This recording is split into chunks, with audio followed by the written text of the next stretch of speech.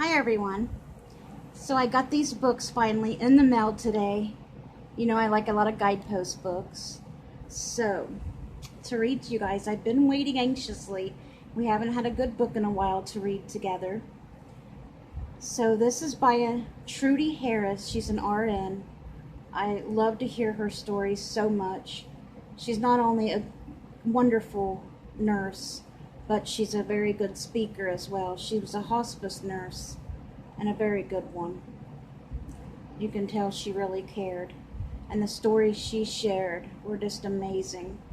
I watched a YouTube video of her telling her stories, so I'm very happy to read these stories with you guys. More glimpses of heaven, inspiring true stories of hope and peace at the end of life's journey.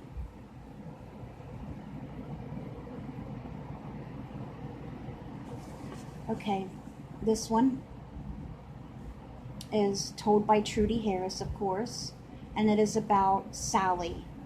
He wanted her to see herself as beautiful one last time. She was so young and lovely, in her late 20s, but she was dying of cervical cancer, which had spread to many parts of her body. There were no more treatments left that would give her more time or make her well again. Her cancer was fast growing, and nothing, not all the love in the world, could change the fact that Sally was going to die. Her husband, who loved her more than life itself, was heartbroken as he dealt with the reality of life without her in it.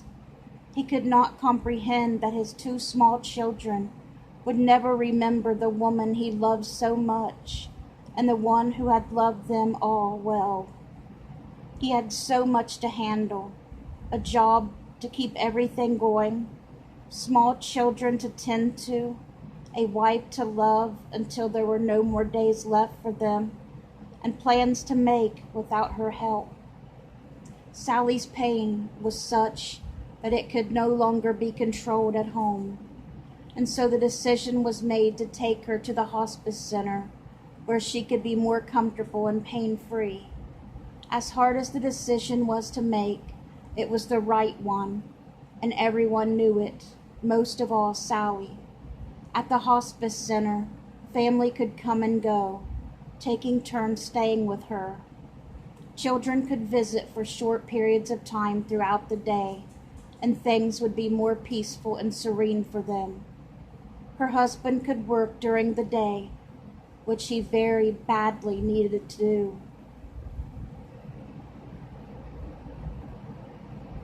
And stay most nights with her while his parents took care of their children. Time was fleeting, and it became more evident every day that Sally's young life was ebbing away quickly. She had always been lovely, and her husband, she still was to her husband, but he wanted her to see herself as beautiful one last time.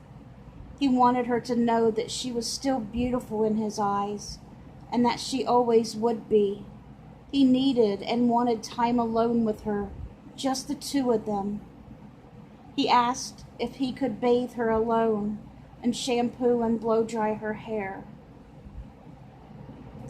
He wanted to cover her frail body with her favorite lotion and dress her in her lovely nightgown and robe one last time. Man, that is so sweet.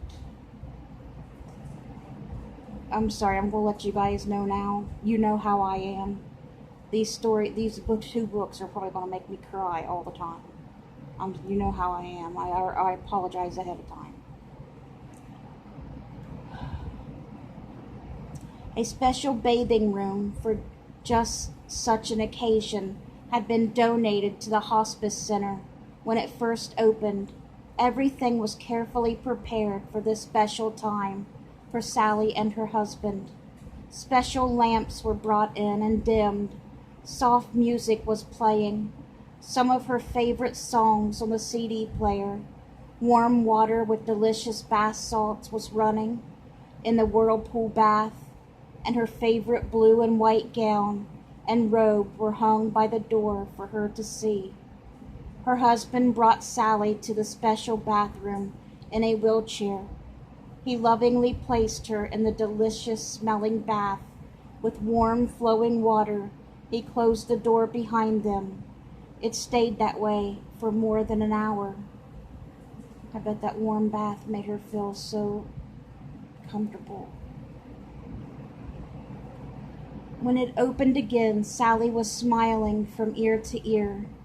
With freshly shampooed and brushed hair, the wonderful body lotion made her skin glisten from top to bottom, and her gown and robe lay softly on her tiny frame. Together, she and her husband looked like two young people forever in love. Time stood still for all of us who were watching.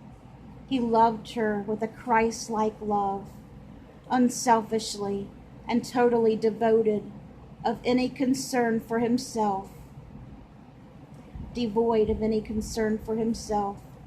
He wanted her to know that he would always love her and treasure the memory of the love she had for him, in spite of the few short years they'd had to share.